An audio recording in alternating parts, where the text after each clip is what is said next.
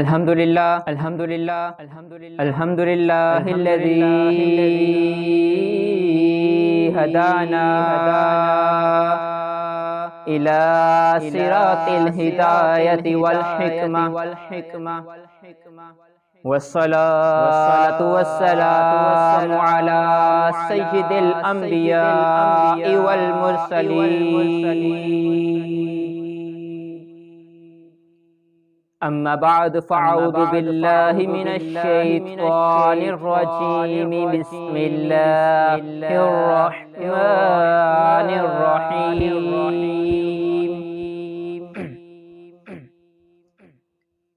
قال اللہ تبارک و تعالی فی کلام المجید فرقان الحمید انا انزلناه في ليلة مباركة إنا كنا منذرين صدق الله ومولانا العظيم وصدق رسوله النبي الكريم الأمين قال اللہ تبارک و تعالی فی شان حبیبہ مؤخر ان اللہ وملائکتہ یصلون علی النبی یا ایہا الذین آمنوا صلوا علیہ وسلموا تسلیما اللهم صل على سيدنا ومولانا محمد وعلى آل سيدنا ومولانا محمد وبارك وسلم وصلي عليه الصلاة والسلام عليك يا سيدي يا رسول الله الصلاة والسلام عليك يا سيدي يا حبيب الله الصلاة والسلام عليك يا جد الحسن والحسين وعلى آلك وأصحابك يا خاتم النبيين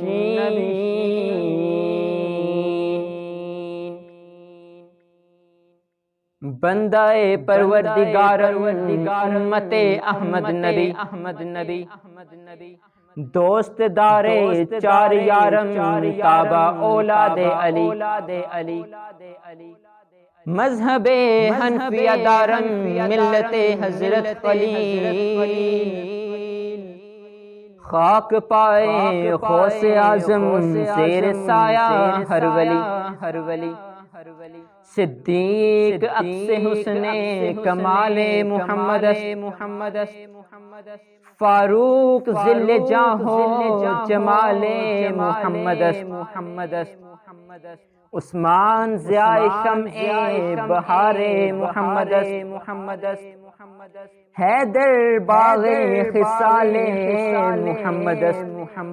صلی اللہ تعالی علیہ وآلہ وسلم حمد و ثنا کے بعد حضور نبی کریم رؤوف الرحیم صلی اللہ تعالی علیہ وآلہ وسلم کی بارگاہ میں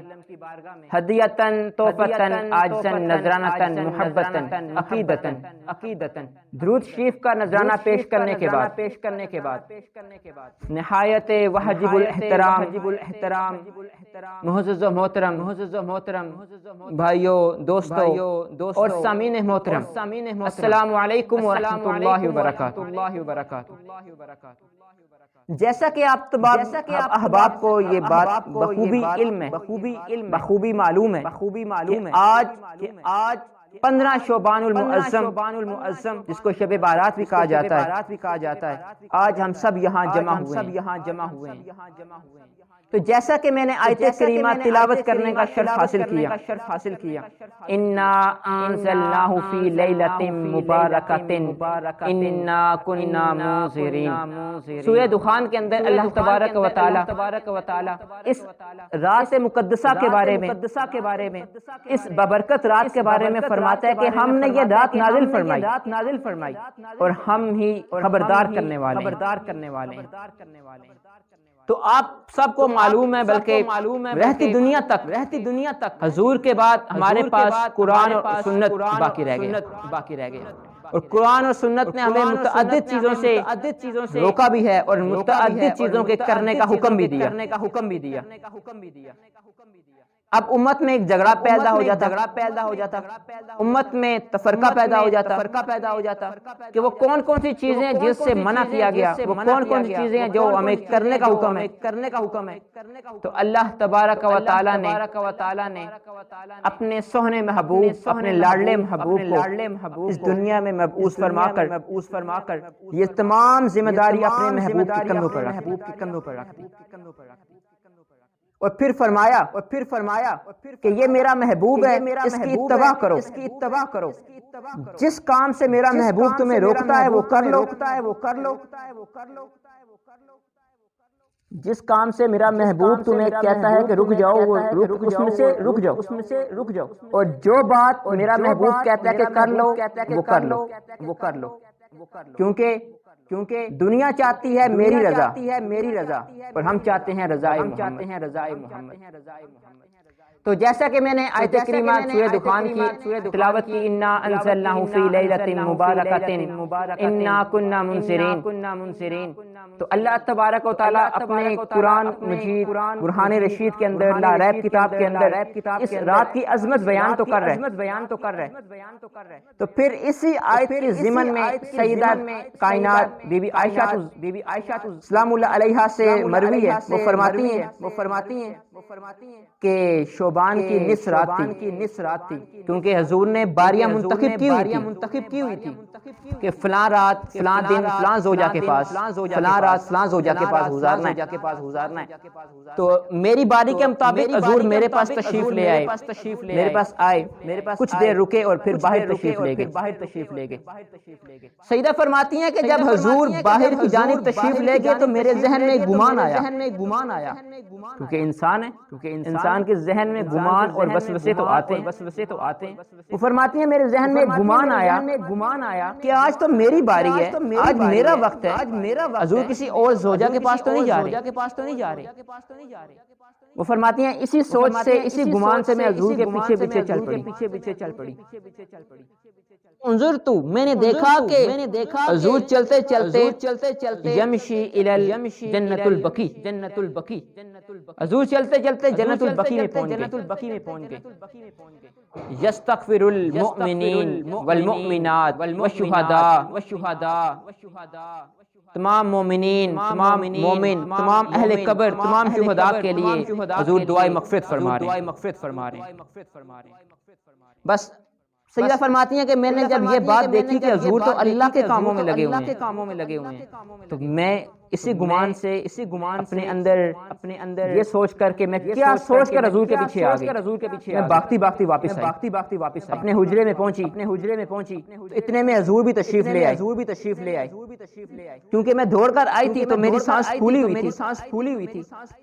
حضور نے میری طرف دیکھا تو پوچھا کہ سیدہ عائشہ تم یہ بتاؤ کہ تمہاری سانس کیوں پھولی ہوئی ہے؟ فرمایا یا رسول اللہ صلی اللہ تعالی علیہ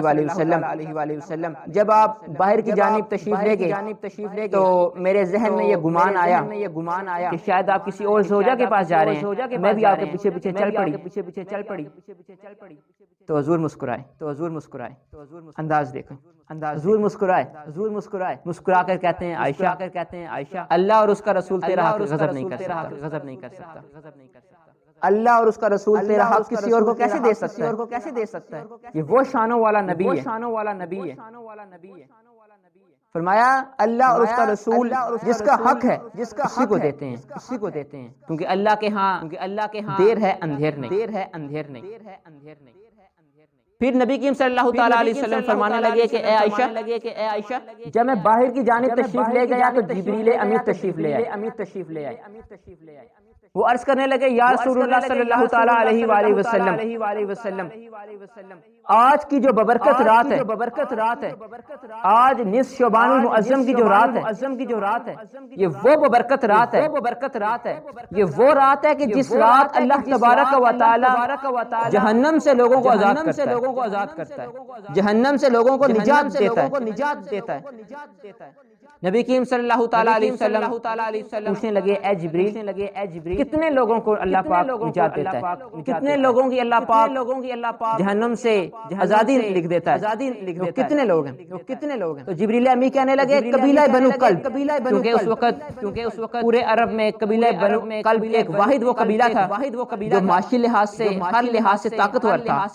تعداد میں بھی زیادہ تھے، اس لیے فرمایا کہ قبیلہ بنو کلب کے ہاں جو بکریاں ہیں، ان بکریوں کے جسم پہ جو بال ہیں، ان بالوں سے زیادہ لوگوں کو اللہ تبارک و تعالی نجات نصیب کرتا ہے۔ پھر نبی کریم صلی اللہ تعالیٰ علیہ وسلم نے پوچھا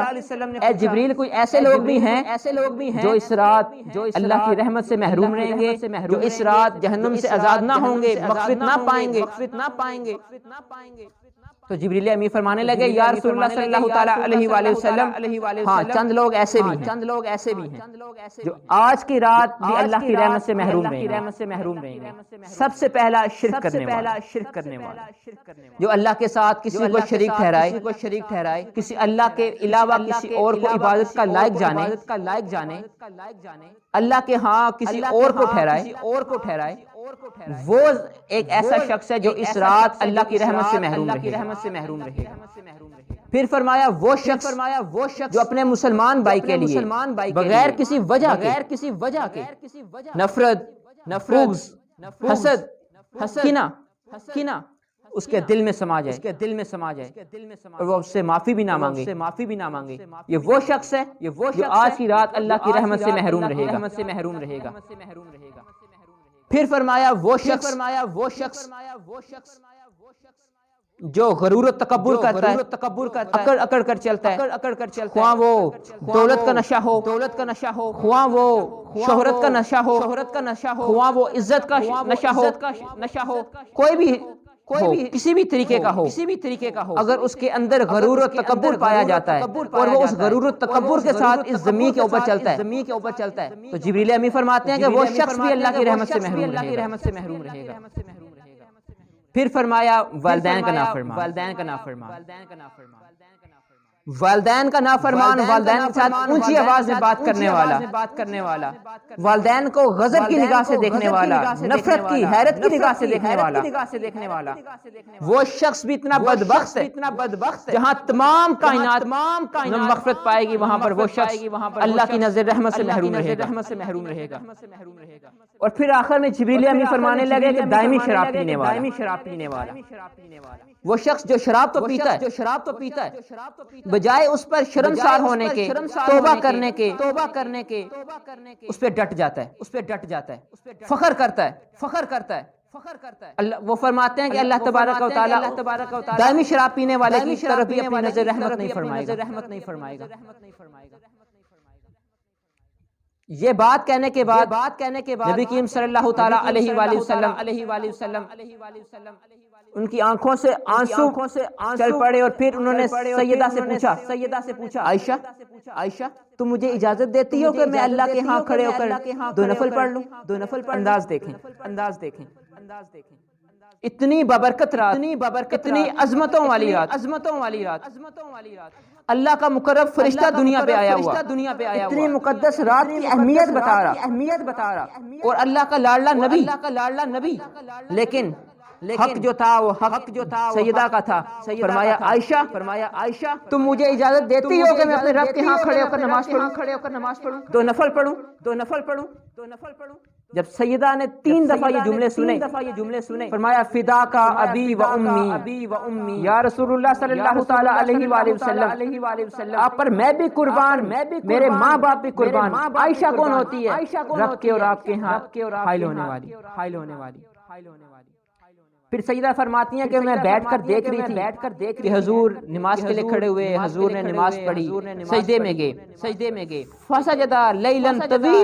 طویلا، اور حضور نے اپنے سجدے کو اتنا طویل کر لیا کہ سیدہ فرماتی ہیں کہ مجھے شک ہوا، میں پریشان ہو گئی کہ شاید حضور رحلت فرما گئے، انتقال فرما گئے، حضور کی روح پر انوار اس دنیا سے چل بسی۔ وہ فرماتی ہیں کہ میں اسی پریشانی میں اٹھی اور حضور کے پاس تشریف لے آئی اور ان کے پاؤں کے ساتھ اپنا ہاتھ مس کیا۔ جب ہاتھ مس کیا تو دیکھا کہ حضور کے پاؤں میں حرکت آئی، تو میری جان میں جان آئی، لیکن حضور ابھی بھی سجدے کے اندر، حضور کا سر ابھی بھی سجدے میں۔ اب یہاں سے ایک عقیدہ ظاہر ہوتا ہے، ایک نقطہ دینا چاہتا ہوں، وہ نبی جس کو رب نے فرما دیا تو بھی بخشا، تیری اولاد بخشی، تیرے اگلے بخشے، تیرے پچھلے بخشے، سب بخشے، لیکن وہ پھر بھی فسجد لیلا طویل سجدے کر رہا، کس کے لیے؟ سجدہ فرماتی ہیں جب میں نے قریب کیا کان تو میں نے سنا کہ اپنی امت کے لیے دعا مانگے۔ یہ وہ نبی جس کو رب نے بشارت دے دی، اس کے لیے کائنات بنی، لیکن وہ پھر بھی اپنے رب کے لیے سجدے لمبے کر رہے ہیں۔ کیا ان کو نمازوں کی ضرورت تھی؟ جن کو مہر لگ گئی کہ تم بخشا ہوا ہے، جن کے لیے کائنات بنی، وہ پھر بھی صرف اور صرف اپنی امت کو بتانے کے لیے تھا کہ جب تمہیں کوئی مشکل آئے، جب کوئی پریشانی آئے تو اس وقت رب کے ہاں سجدے میں پڑ جاؤ، عبادت کرو، عبادت سے رب کو مناؤ۔ سجدہ فرماتی ہیں کہ پھر میں نے دیکھا کہ حضور نے اپنی نماز مکمل کرنے کے بعد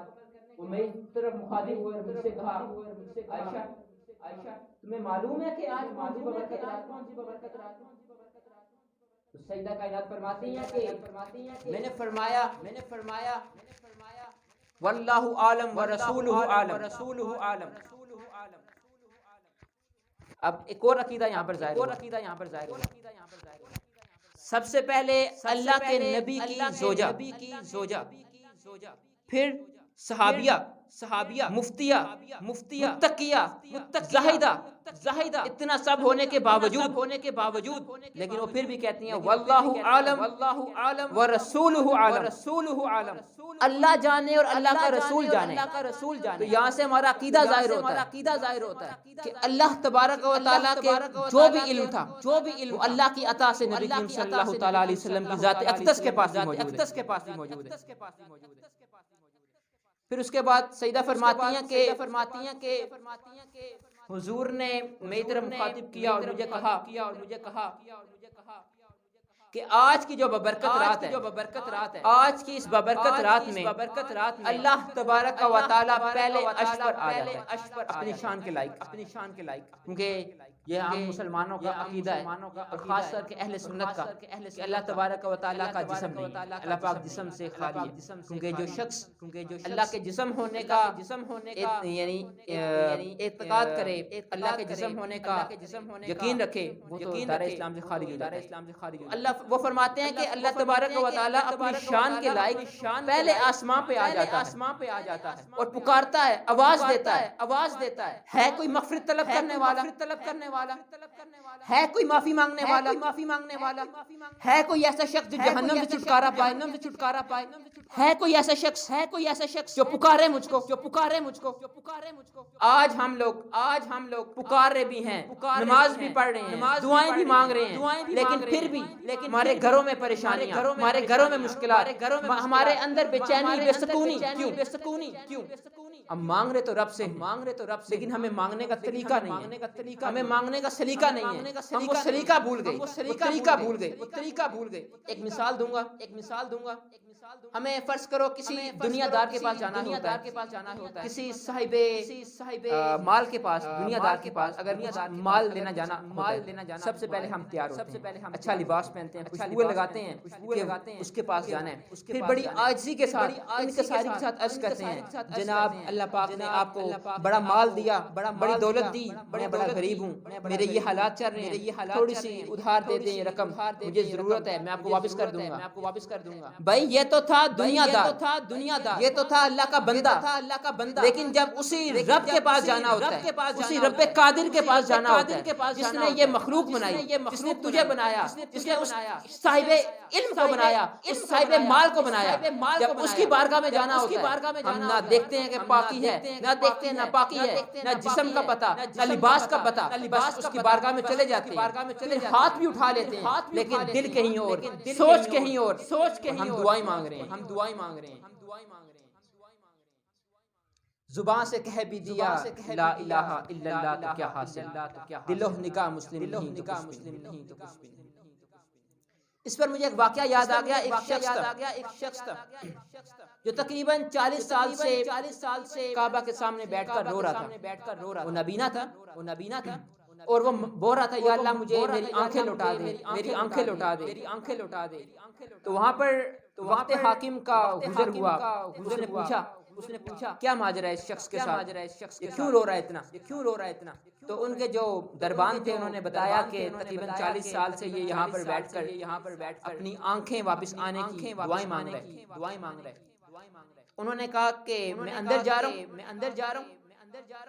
میرے باہر آنے سے پہلے اگر تیری آنکھیں واپس نہ آئیں، تیری نظر واپس نہ آئی، تیری بینائی واپس نہ آئی، یہ قتل کر دوں گا۔ وہ اندر ان کا جانا، اس شخص نے رو کر گڑ گڑا کر مانگنا شروع کر دیا۔ جب وہ واپس آئے اس کی آنکھیں واپس آ چکی تھی۔ پوچھنے لگے کیا وجہ؟ اس وقت وہ بتانے لگے حاکم کہ اس سے پہلے تو مانگ رہا تھا، تیری سوچ کہیں اور تھی، تیری فکر کہیں اور تھی، تو موجود تو یہاں پر تھا لیکن تیرا دل کہیں اور تھا۔ آج جب تجھ کو اپنی جان کی پڑی، تیرا دل بھی یہیں، تیری سوچ بھی یہیں، تیری پریشانی بھی یہیں، تو اپنے رب کے حضور آج سچے دل سے مانگ رہا تھا۔ اور رب کریم وہ رب ہے جو گناہ تو کر لیتا ہے بندہ، وہ کہتا ہے کہ آؤ میرے پاس، ایک دفعہ نہیں لاکھ دفعہ معاف کروں گا، تم مانگو تو صحیح، تم ایک بار۔ وہ تو کہتا ہے تم چل کے آتے ہو، میں دوڑ کر آتا ہوں،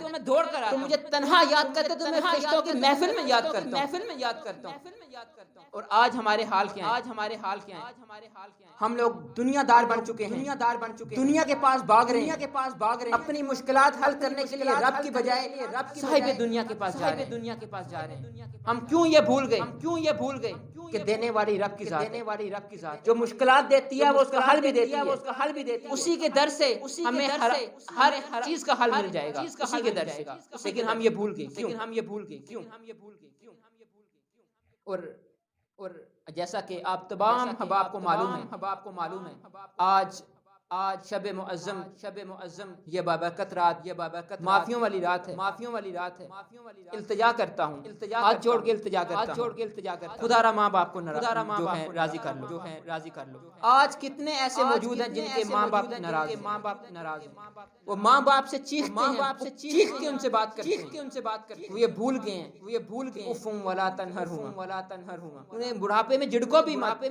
مت۔ کتنوں کے ایسے رشتہ دار ہیں بات کوئی بھی نہیں ہے، چھوٹی سی بات خاندانوں کے خاندان اجڑ گئے۔ ہم دنیا میں آنے کا مقصد بھول گئے کہ ہم دنیا میں آئے کیوں تھے، ہم کس طرف چل پڑے، ہم سب کچھ بھول گئے۔ تو آج کی اس ببرکت رات میں جہاں پہ رب سے آپ معافی مانگو گے، کیونکہ رب تو کہتا ہے کہ حقوق اللہ تو میں معاف کر دوں گا، لیکن حقوق الباد تب تک معاف نہیں کروں گا جب تک میرا بندہ معاف نہیں کرے گا۔ تو جہاں رب سے معافی مانگو گے، رو کر گر گڑا کر، وہ تو دلوں کے حال بھی جانتا ہے، نوافل پڑھو، صلاۃ و تسبیح پڑھو، جو نیک عمل ہو سکتا ہے وہ کرو، لیکن پہلے حقوق اللہ بھی، اور پھر اس کے بعد حقوق الباد بھی۔ بندوں سے جا کے معافی مانگو، ماں باپ آپ کے گھر میں وہ یقین مانو سسک کے روتے ہیں راتوں کو کہ میں نے اپنی اولاد کو پیدا کیا، کیا کر رہی ہے میرے ساتھ۔ آپ کے کتنے دوست، کتنے رشتہ دار، کتنے پڑوسی، کتنے ہمسائے وہ آپ کی وجہ سے پریشان ہیں، خدا را ان سے معافی مانگو۔ جو آپ سے ناراض ہیں ان کو بھی معاف کرو، جن سے آپ ناراض ہو ان کو بھی معاف کرو، سب سے معافی مانگو۔ آخر میں ایک ہی پیغام دینا چاہتا ہوں، کیونکہ کیونکہ لفظ تو میرے پاس کچھ بھی نہیں، بندہ خاکسار ہوں، بندہ گنہگار ہوں، لیکن اقبال کا وہ ایک شعر یاد آ گیا کہ درد دل کے واسطے پیدا کیا انسان کو، درد دل کے واسطے پیدا کیا انسان کو، ورنہ عبادت کے لیے کم نہ تھے کرو بے۔ وآخر دعوانا الحمدللہ رب العالمین۔